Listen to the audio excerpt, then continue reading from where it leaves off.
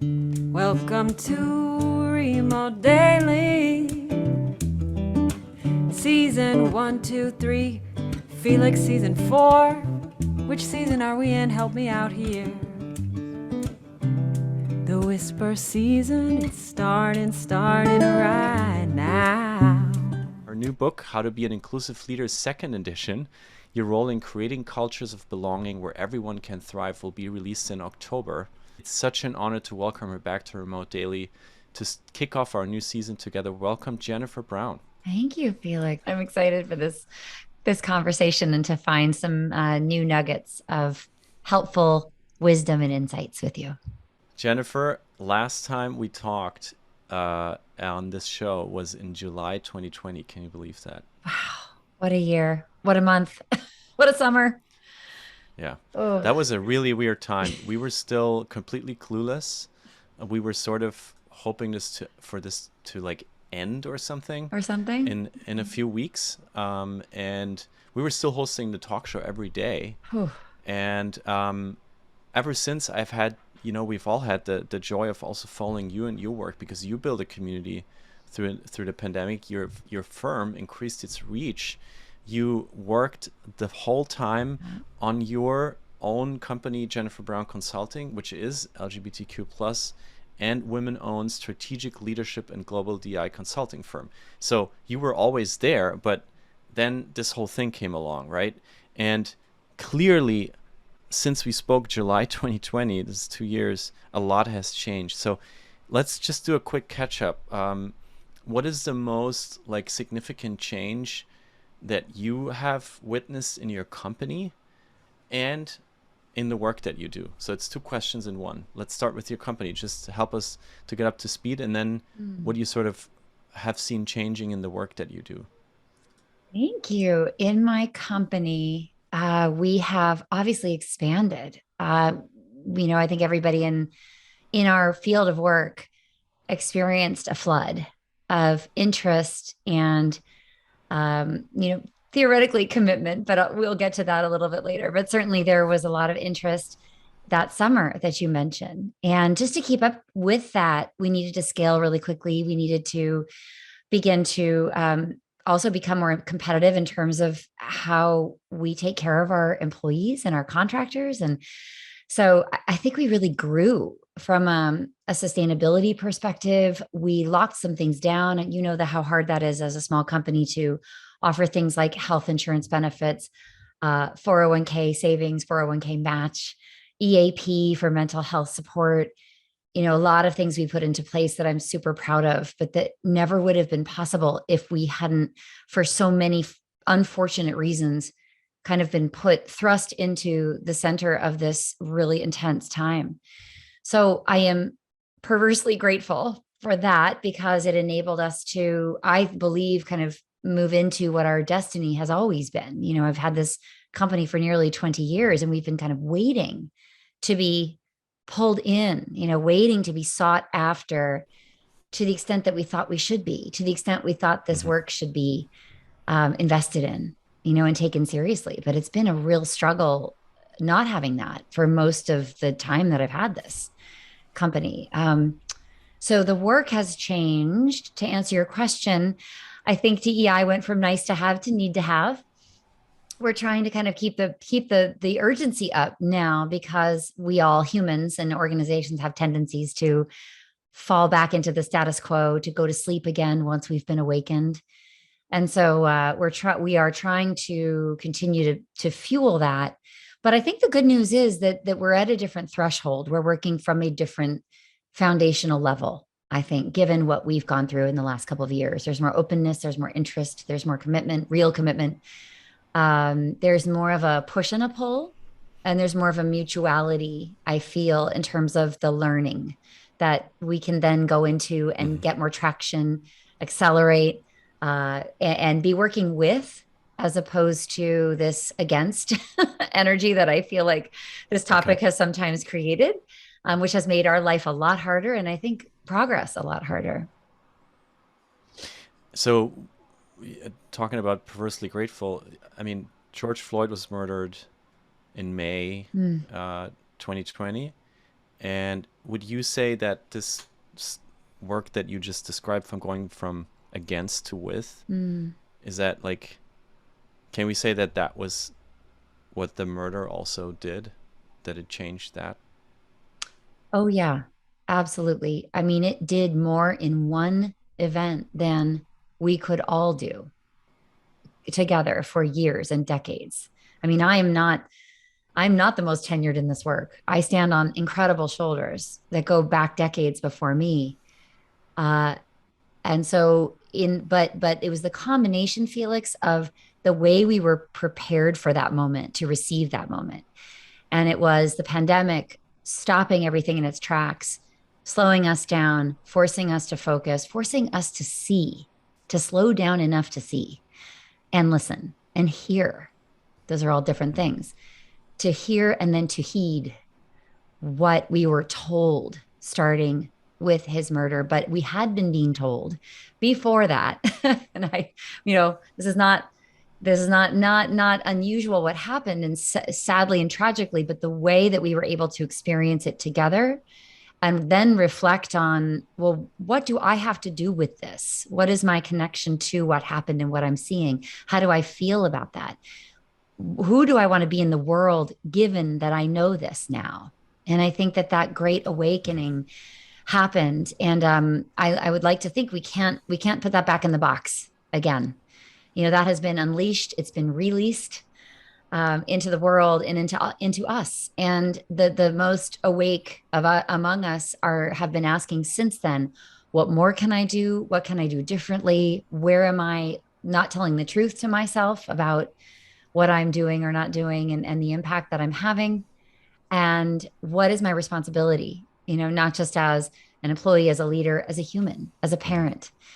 So it accomplished in an incredibly short amount of time what we would never have been able to accomplish. And then the rest of that year, as you know, was chaotic and brilliant and hard and amazing and scary and illuminating and inspiring. And we wrote it out, you know, together. But that year was a precious gift to us, you know, as a world. But in my world, to employers, to workplace architects, to leaders, it was a precious gift to learn all those things. And it is our duty, our sacred responsibility, never to forget what we were told and to carry that with us. Many in your space have or are sarcastic about the DEI work that is being done, calling it platforms of denial, lip service, Mm. no money put behind it. How have you experienced that to change? Is there more money in this space that is actually put behind words, and more action, and more people being put in positions than before? Oh, yes. Yes. In the pre days, the before times, it would usually be the large companies and large organizations that would have the budget, the commitment, the wherewithal, the will to, you know, email us and ask for that help, for that assistance and that partnership. It immediately changed. Companies and organizations of all sizes began to consider, do we need are we just performative? Do we need to make that Mm. real? Who can help us to architect our strategy? Do we need a paid person that's not side of the desk, but truly, you know, stacked against this work and to own it and for us and with us? Do we, you know, are we walking the talk? The scrutiny of our boards, our leadership teams, our marketing strategies, you know, the investigation into all of that, that the honest investigation. I think we've been talking about these things for a long time. Not a lot of it is new, but the way that the scrutiny and the criticism was coming from all sides caused this really healthy pressure on institutions to take a hard look at themselves and say, where are we truly? Hmm. And we want to look at the difficult things. We don't want to sweep them under the rug. We don't want to deny their existence. We want to hear it and own it. And you know, that was a big change. So yes, tons of new job openings, tons of new people filling those job openings, new to the work of DEI. And it's been tricky because our field is a strange field in that it's not an established discipline per se. Mhm. So you won't see lots of graduate degrees in it. You will barely see electives in it. You'll see a class here and there. But really, I mean, the sheer number of books that have been written in the last 2 years has spiked. The sheer number of storytellers and folks who've jumped in and said, I've discovered my passion now, and it's to make the world more inclusive. That has been an enormous acceleration. So that's changed. And yes, money. I absolutely think, any DEI firm that was ready to respond to the need was flooded. And some of us were prepared, better prepared than others, because some of us had been expecting this. Some of us have been around a long time, but there were tons of new entrepreneurs in the space. Mhm. And, 2 years later, some folks have decided, you know what? I don't know if being an entrepreneur is the right fit for me. I think I might be Mhm. more suited in all kinds of ways to be an in-house person and lead from the inside. And then others of us discovered this is the perfect position for me and role for me to be on the outside, Mhm. challenging the I see. systems that I'm consulting to. So yeah, it's been a huge shuffle, but I don't think there's anything bad about it. It's shown us the size of the opportunity, the number of people that care about it, what organizations can do when they put their minds and hearts to it and their money to it. But we still need to make a lot of progress. I won't say that we've solved a lot of things. That's a different question, I think, that you might Okay. ask me. You don't think that you solved a lot of things? uh, I think a lot of us are cynical about where are we really netting out after all this? Uh, Mhm. have we really moved the numbers and the representation? Have we Mhm. improved how inclusive the workplace really feels to all identities? I think that, and I can't put all of the responsibility at the feet of the leadership in workplaces. Honestly, it's been a very chaotic 2 years. I mean, you just take this moment right now. The biggest ask for me is hybrid and virtual inclusion, you know, So we've just piled on so much change as if DEI wasn't challenging enough in so many wonderful and hard ways.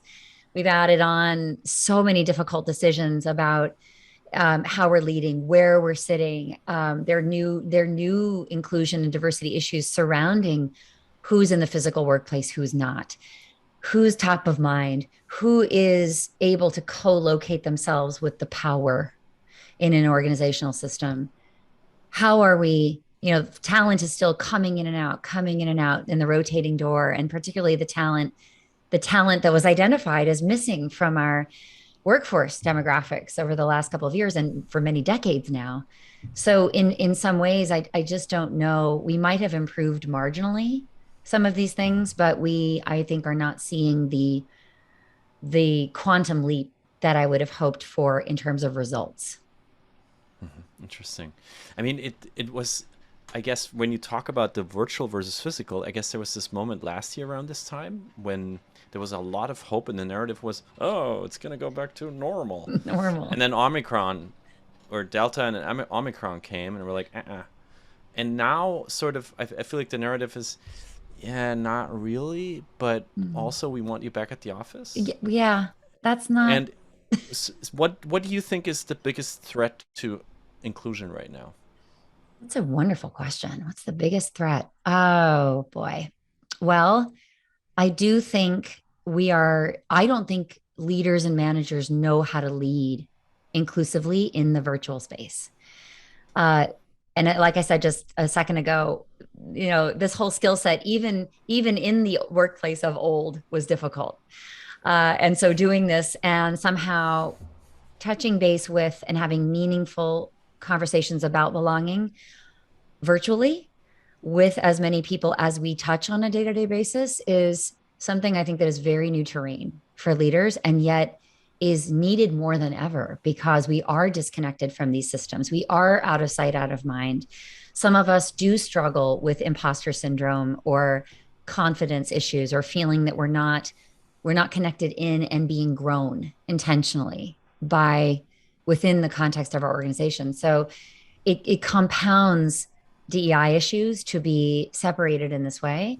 But I will say, there's also opportunities and I think wonderful things about working virtually that we've discovered. The ability to run our lives and to be comfortable, have the accommodations we need. For some of us, not all of us, some of us have homeschooled, some of us have had to, do well at the same time as our personal lives have felt extremely challenging. But we also know that the workplace was a very toxic place for so many of us, that physical workplace. And there's been a lot of very interesting and compelling research. 3% of Black women want to return to the physical workplace. 3%. So talk Wow. about a canary in a coal mine. And that supports all the other data we collect about how the physical workplace was not a comfortable place for a lot of us. And so, because it Three triggers so many percent. That's biases. basically no one. Like Yeah. from that Yeah. set of people. Exactly. So, Wow. so Yeah. so you're coping with that. And then you have leaders who selfishly, I think, believe that I have to fill my office buildings that I have invested so much in. And if I can see somebody, I know that they're working harder and collaborating, which is super old school. And I think that we proved very wrong in how productive so many of us were in the last couple of years, in spite of all the challenges. I just think it's for a leader's satisfaction. And I think it's for a company's economic satisfaction. It is not at all, I think, an employee centric strategy. But what if you what happens when you tell that to a leader that you work with? Like, They don't are you care. being listened to? No. There are certain things I think they're just feeling these pressures and, trying to kind of the tail is wagging the dog economically. And it's sad because at the end of the day, you think you're making progress on the real conversation that needs to happen about employee satisfaction and engagement and flex and having reasonable job responsibilities and reasonable roles and where we feel supported and we can do our best work.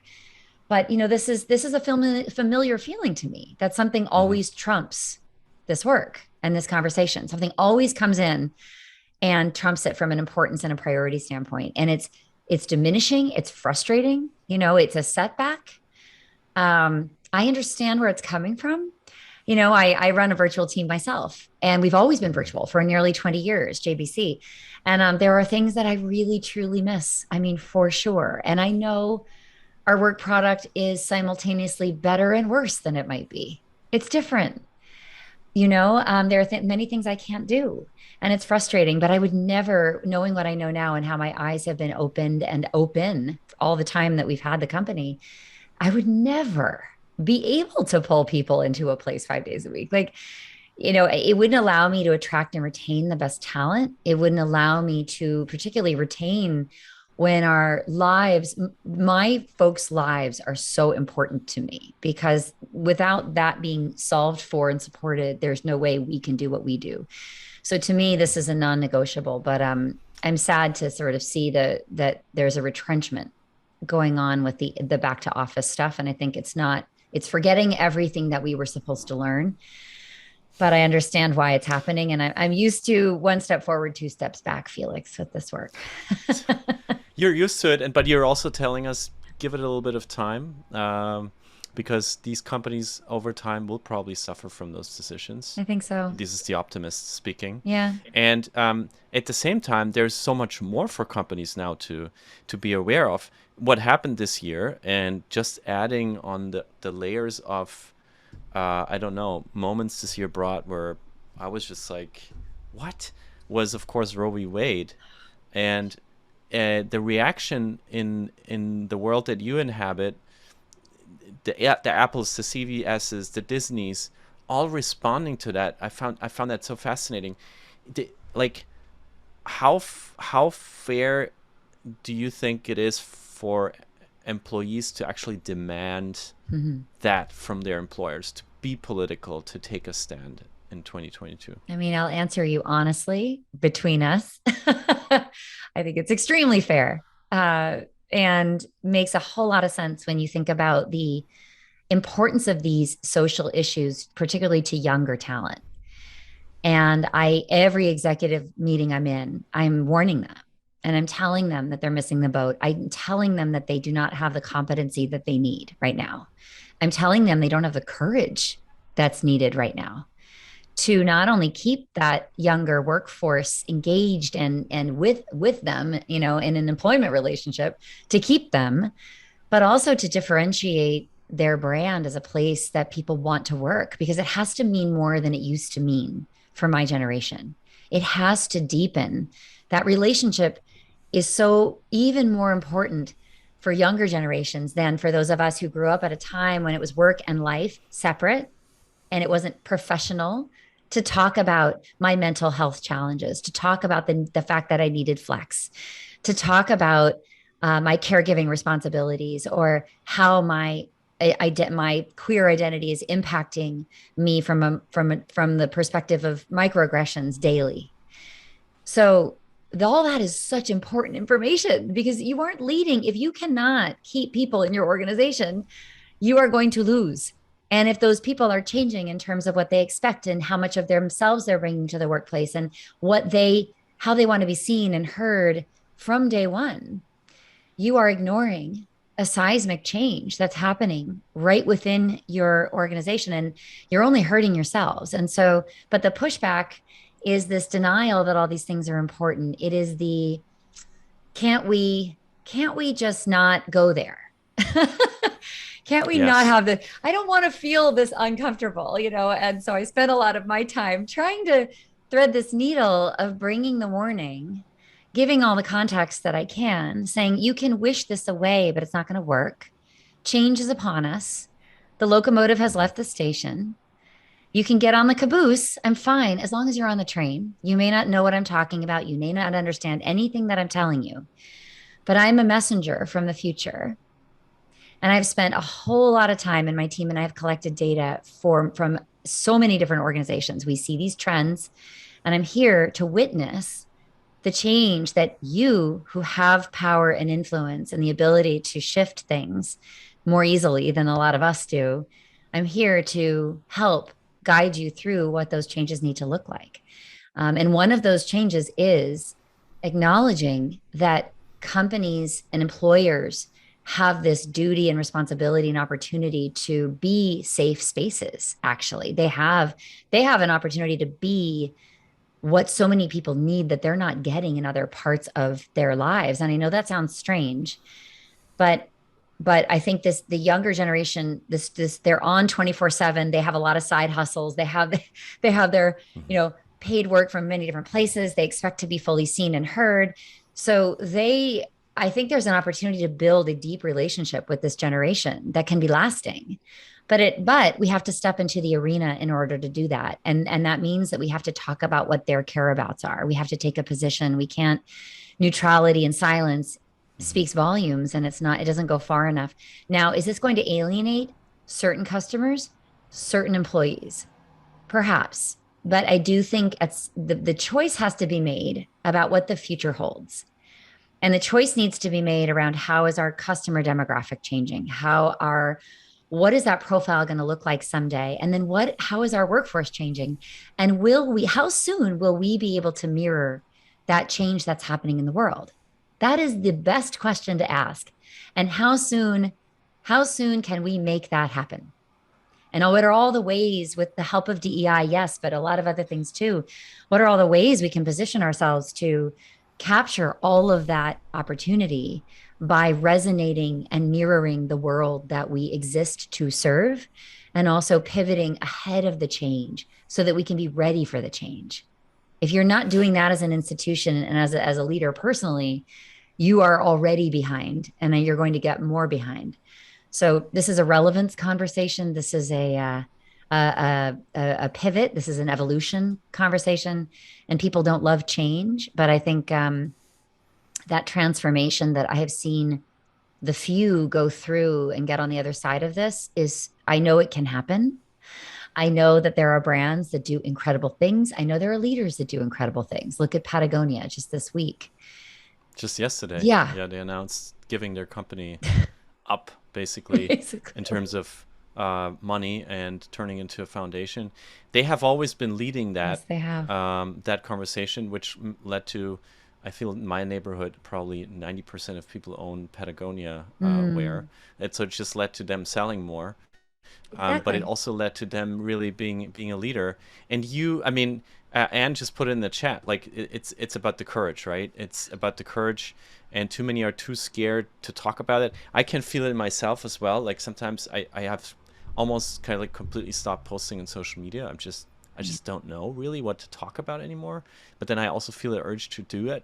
So this is like this for me is I guess the best way to do it for now. And I hope that everyone has the chance to like find a place or a safe space where they feel like they can share what they really think. Um, but Rashad also says try telling that to Elon Musk. So you host a podcast with leaders Yeah. called On the Will to Change. So it's already in the title. What would you say to Elon Musk? I mean, he was an example for entrepreneurs, or still Yeah. is, around the world on how to run things. And then over the past few weeks and months, we just see another of these kind of idols turn into, Yeah. just asking people to go back and being like super in the old school power game. That's right. It's so easy to slip back into that and so tempting. I mean, when the system works for you, it's very tempting to return to it and stay in it. And yet, the system that works for you, probably in Elon Musk's sense, is so that's what precisely what is so exclusionary for so many people, for most, because we are becoming, a non-white majority nation world. We say people of the global majority now instead of people of color. This is demographically speaking, there's a huge shift afoot, and the systems that are protecting the old way and the people who are benefiting from all of those have an expiration date on them. But it certainly doesn't feel like that every day when we see them still in power, when we see them wielding that power in certain ways. It's discouraging. I mean, the other discouraging thing, I don't remember the name, but the guy who took a smaller salary, I think it was like 5 years ago. I forget the name of the company, and was such a champion for diversity online and social media. Felix, to your point, said all the right things, was such a champion. All of Mhm. us were reading what he was tweeting and saying, how did he learn all these things to say? And it turns out he has so many, an HR file this thick on discriminatory behaviors, sexual harassment. Oh, Jesus. And, so I think some of us are in this place where it's like, do I even know what I'm looking at? Do I really even Hmm. understand who somebody is? Because it's almost like we're in this danger zone where if people are smart, they can definitely master the performative piece right now. I mean, they can fool us all. But to your point, who are they really? And when push comes to shove, who are they really? And then when you're shown that, it causes mass disappointment and cynicism and skepticism and loss of hope. At least it did for me when I learned that about that leader, because that was something that I had believed in. That was something that I found was a new role model in a space where there aren't that many role models that look like that guy. So I go to conferences, like I have one coming up called the Better Man Conference. And it's one of the most special experiences I have as a woman, where I get to go as a cisgender woman. My pronouns are she, her, but I'm also in the LGBTQ plus community. But I get to be in that room and heal alongside the men that show up, and the supporters of those men, as they investigate their journey, as they investigate their past behaviors, as they set a new course for themselves for their own evolution. And it's so inspiring. And I keep hoping. I mean, I hope you hear, I sort of hope is springing eternal all the time. And there's no way I could still be in this work if I didn't have this like deep well of like glass half full optimism, hope, like hanging my hat on the few examples I see, and just trying, like you, Felix, with guests that you bring on, holding things up and shining a light. I mean, I think people mimic others that look like them. And this is why it's so dispiriting when somebody really lets you down from a group that is so far behind. And you feel like, oh, I thought he was one of the good ones. Hmm. So, Yeah. anyway, we're constantly looking for examples of that, because I think people are craving, they just crave feeling seen and heard, but they crave good leadership. They crave seeing and hearing someone from a group with power who really knows what they're doing, who really shows up, who knows what to say, who is authentic, who walks the talk, and who doesn't have an HR file this thick. You know, And the let's find name, more of those leaders and hold them up and say, "Hey, how did you get made? Can you like take this apart for me? Tell me where you came from. Tell me how you did that work. Tell me, you know, tell me the mistakes you've made. I'm not expecting no mistakes." But, and then if we keep canceling people who are problematic, I also wonder, do we miss the learning that could happen from somebody in redemption? Which is a well, whole other but the question. pendulum, yeah, that, yeah. Sometimes I feel like the pendulum has to swing far to the other side, so there can be middle ground. Yes. But also, there can't be. We can't let people slip through. And just put the name in the chat. It was Dan Price who Yes, it was took Dan that Price. Yeah. 90%, Yeah. 90% cut, and then these huge allegations came around. And you are, though, as you say, you're a well of hope. And you're not only doing that in talking on your podcast and with your clients, you also wrote a new book. Mm. You're so like, how do you actually manage to be so productive? Do you have, I mean, we are always asking for life hacks these days. I'm sure you're just a very disciplined, hardworking person. Is there, though, something that helps you putting like the writing and the podcasting into your day that is also just a normal work day and family day? Yeah. Oh, I'm so blessed with so much support around me. Personally, I don't write alone. So I have an Oh, incredible that's good. team. Yep. And that's such a privilege. And I didn't always have that, but I have about 4 books, soon to be 4, and I've never written a single one of them alone. Um, Sometimes I have a marketing person on my team who Hmm. also loves to write and really guides me and builds this. I'm not really a structure. I have to be a structured person, but I'm not natively. And my team is probably chuckling when they listen to this. But to structure me and put deadlines around it, and expectations and timelines and project plans, and give me deliverables, which I can do, is super helpful for someone with my thinking style and my creative stance and approach. So I would say, I know we feel like we have to do everything alone, and it's such an endeavor we sort of are stoic about. But honestly, any sort of investment you can muster up to have a collaborator, it helps That is just, such a great it advice. just helps unleash, Yeah. and for some of us, it's enough to kind of get our ideas together. But there's so much Mhm. administrative around book writing and marketing, et cetera, and podcasting. So I have, It's almost as much work to market a book than oh, to write a at book. So least. you're like planning this whole journey right now. And this just reminded me of what our book agent once said. She said, "You know what books get published? The ones that get finished." Ooh, This is the hardest part. So kudos to you. thank Inclusive, you. how to be in. Ooh, we just lost Felix. Okay, well, maybe I will ad lib about the book until Felix comes back.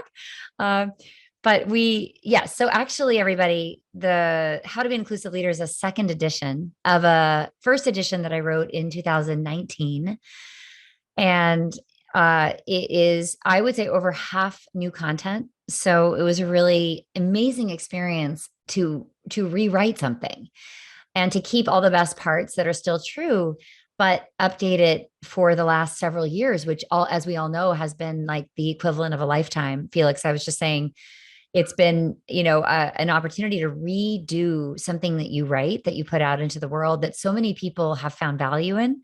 It's an interesting experience to do a second edition, because you get a second shot, and you also get to be a different person when you're writing it, and have new insights and deeper understanding. And now I've given 200 keynotes virtually over the course of the pandemic years. And I have heard over and over again what resonates, what creates aha moments, what reaches people. And we were able to rewrite it with that in mind. So I actually am extremely grateful that we chose this path, that I didn't choose to write a whole new book, because I didn't want to remove the magic of the truths that we discovered in the first writing of it. I never want to give those up, because I hope they're timeless. I hope they continue to resonate, but I really wanted to contextualize it in our present day. So yes, it is out October 4th. Fantastic. How to Be an Inclusive Leader, the second edition.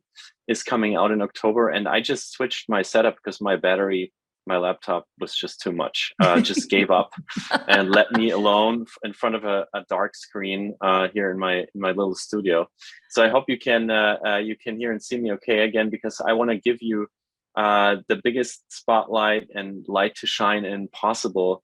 You're doing all this work, as you said. It makes many people cynical, and it hasn't made you and your team cynical at all. You're just strolling and thriving along, and you're putting out your podcast and your book, and you're an example for so many people. I have seen you over the last 2 years doing community calls where so many people from the community that you inhabit, the D&I community, come to you to hear from you and to be encouraged by you and to encourage each other. Because it's not just the companies that need the support, it's the people like you that need the support as well. You hear and have to go through all these bad things that happen in workplaces every day. You have to listen to it, you have to process it, you have to absorb it. So I sometimes wonder, what do you do to get your therapy? What do you do to get to a spot when it's too much and you actually need support? Good question. We have to practice radical self-care in our field, like you just beautifully articulated, Felix. And this is where my practice is connecting in and plugging into others in my space. And when I say others, it can be people that are in my lived experience and identities, whether that's the LGBTQ community, whether it's a group of white allies, for example, allies in training, who are wrestling with some of the same challenges that I have. Sometimes it's all kinds of identities of women and finding a real home there. And like I said earlier, sometimes it's in rooms full of cisgender men, depending on the room. And that can be extremely restorative to be with someone who I really feel sees me. And really, I feel fully appreciated from someone who is on their path. That can last me for days. It's just these moments that you remember that make you feel I'm on the right path. I'm making a difference. Somebody appreciated me or us. Somebody feels strengthened by us. Somebody feels that we're in their corner and they're not doing this alone. If I can feel that, then it reminds me, my self-care is to remind myself of the need, but also of the size of the community that cares. It's massive. It's massive. And so I just want people listening, never forget. And when I look in the workplaces I work with, the employee resource groups in those workplaces bolster me every single day, knowing that there are tens of thousands of people in a given company, if in a big company, say, who are involved in the LGBTQ employee resource group. There are allies in there. There are parents in there. There are, there's so much of our society represented in those groups that are pulling for the same thing. So I think just don't forget, don't ever feel alone. Don't feel isolated. If you do, make sure that you're reaching out, connecting in across difference with like identity groups often, so that we can unpack what we're feeling and we can keep I'm a musician. So I think of like keeping my instrument clean. I think it's super important to have those boundaries around like all the things that come at us, all the things we absorb. We are the shock absorbers for sure. And it can trigger us. It can bring up stuff for us. It can make it so that we can't continue to do the work because we are in our own experience, right? And that's really up. So I think the work too, as you get more mature in it, you figure out what to do with all these things that are activated, and you figure out how to be very present and kind of notice and acknowledge the pieces of us that are also having an experience in a moment, but continuing to be the teacher, continuing to be the facilitator and the space holder. That is very hard. And that takes a lot of practice. So I would tell you all too, to just begin to notice those parts of us as practitioners, change agents. Acknowledge parts of us; those are very important and beautiful parts of us, the parts that feel. And at the same time, as we become more competent and confident in holding a space for others to do their learning, this will get easier. and we will figure out what to do with all the parts of us that make us the rich humans that we are, but also that can sort of swamp us in various moments, and lead us to perhaps give up, lead us perhaps to opt out, perhaps to be sick, perhaps not to be well. But that doesn't do anybody any good. So I think we have to really take this on ourselves to clean our instrument lovingly I and think just about what that interviewed looks like. a restaurateur who said, when you walk into a restaurant, think about the fact that whatever mood is it that you bring, good or bad, you leave some of that in that restaurant. And the Mm. people who work there, they have to pick that up, whether they want it or not.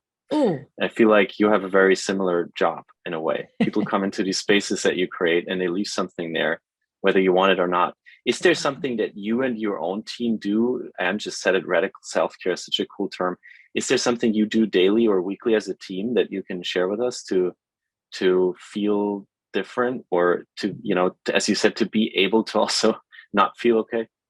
Yeah. Yeah. I think we've got to be really good at what we transfer to each other and how we work together, because we are an incredibly diverse team in every way. So sometimes we are in a client situation where the client's biases are causing harm. And the way we bring that back to each other and unpack that, the way that we stand up for each other, the way that we make decisions, sometimes hard decisions about not working with a client anymore, Mm. um, the way that we reassure each other when that happens, all of that is super important too. So that's part of our internal culture. And then we want to learn about each other. We do all the assessments. We talk a lot about our leadership journeys together, and I think that's so helpful too, to acknowledge not just perhaps our ethnicity and the impact of that on the way we work together, our neurodiversity, and the way that has been a real thing that we've talked about as teams, and in our one-on-one relationships with each other, in our team meetings. So I think we are all in our company on our journey of disclosure with each other and getting braver and more honest with each other in ways that are new and unprecedented for us. And so we're like a laboratory. We are this beautiful greenhouse, I hope, where we can discover ourselves with each other. And then as we go out into the world, we can enact that. And it's not always perfect. It's not always easy. We've had lots of bumps in the road. But I love getting on the other side of that and saying, wow, the stuff that we're teaching really works. It works. It's hard. It's awkward. It doesn't feel good, but we hang in there with each other and we get to the other side. And I think that really bolsters our confidence that what we're doing here, we can take it out and know that it works to a great degree. Because we have to be believers. At the end of the day, we can never teach something that Yes. we don't believe in, and not walk the talk internally as well. Thank you so much, Jennifer. And for everybody who is now curious to have more Jennifer in their lives, I highly recommend On the Will to Change, the podcast, and How to Be an Inclusive Leader, the second edition, Yes. which we will hopefully be able to celebrate with you, Jennifer, in person later this year in New York City for the second edition of Remote Daily Live in New York City. Mm-hmm. For now, Jennifer, before we are listening to the final song of today, I just want to thank you. Spread the fingers. I'm going to do it in front of my phone. So everybody who's in front of the screen, maybe you can give some virtual glitter to Jennifer Brown, our amazing guest of today from all around the world. Thank you, everyone. Thank you, everybody. And I want to give you the mic one last time, Jennifer. What is the last thing you want to share with us today? Maybe you have a mantra or another announcement, or just a general goodbye to our community. What is the last thing you want to share with us? I'd say don't be afraid of the discomfort. And I would say that knowing Felix, your community, the world and the workplace needs us to tell our truths, needs us to witness our experiences. The institutions around us need to be better, and they will be bettered through our courage and our wisdom. And don't make perfect the enemy of the good. Show up imperfectly. I think that is the only and the most that we all can do together, because we are all figuring this out together. And take good care of yourselves as you do this, because it takes a lot out of us. But I think that that interrogation of who we are, how I got here, what do I believe, what have I experienced is so beautiful, so sacred, so important for others to understand and hear. And we have to keep witnessing that as hard as it gets, because we are making a difference. We are being heard. And my team and I can commit to trying to better the institution so that when we leap with that truth, the net will appear to catch us. And that's the job of us and the job of all the clients that we work with. And so hopefully those two things will come together and create beautiful change. So even if it gets lonely, stick around, and keep going. I think that's, wow, what a strong, I think, call to all of us here in this room who do something special, and that sometimes feels a little lonely and being fought against. So thank you so much, Jennifer Brown. It's always such a pleasure to be in the same room with you and share the space with you. Thank you for your time and your encouragement and your energy. Bye-bye, everyone. Have a good weekend. This is remote.